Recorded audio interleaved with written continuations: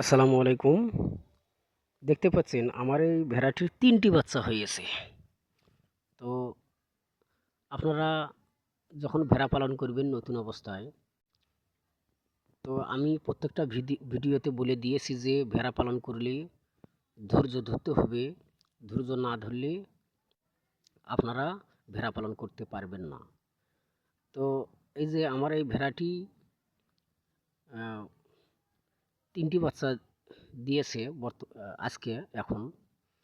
তো এইভাবে আমি প্রত্যেকটা ভিডিওতে বলে দিয়েছি ১০টা ১৫টা অথবা ২০টা যে কয়টি দিয়েই পালন করেন, কমপক্ষে ১ বৎসর পালন করতে হবে।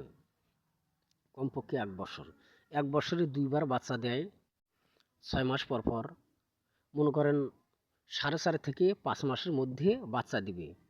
তারপর ১-১.৫ মাস পরে আবার হিটে আসে। এইভাবে এভারেজ ৬ মাস পর, পর ১ বৎসরে ২ বার বাচ্চা দেয়।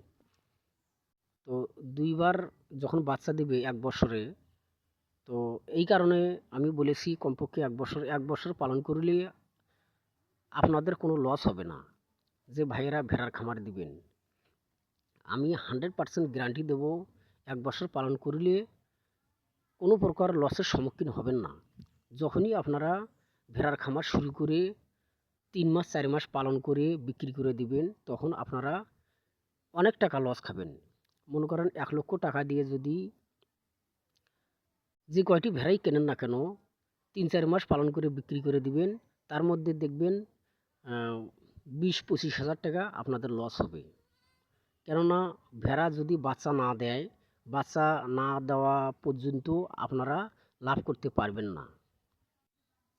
এই কারণে ৬ মাস পর একবার বাচ্চা দিবে, আর পরবর্তীতে আবার ৬ মাস পরে আরেকবার বাচ্চা দিবে। এইভাবে ১ বছরে ২ বার। ১ বছর পরে আপনারা বিক্রি করে দিবেন। ইনশাআল্লাহ দেখবেন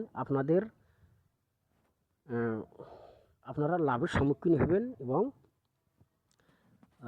আপনাদের খামারের উন্নতি 100% হবে। যাই হোক, আমার ভিডিও দেখে আপনাদের ভালো লাগলে সাবস্ক্রাইব করবেন, লাইক কমেন্ট অবশ্যই করবেন। আসসালামু আলাইকুম।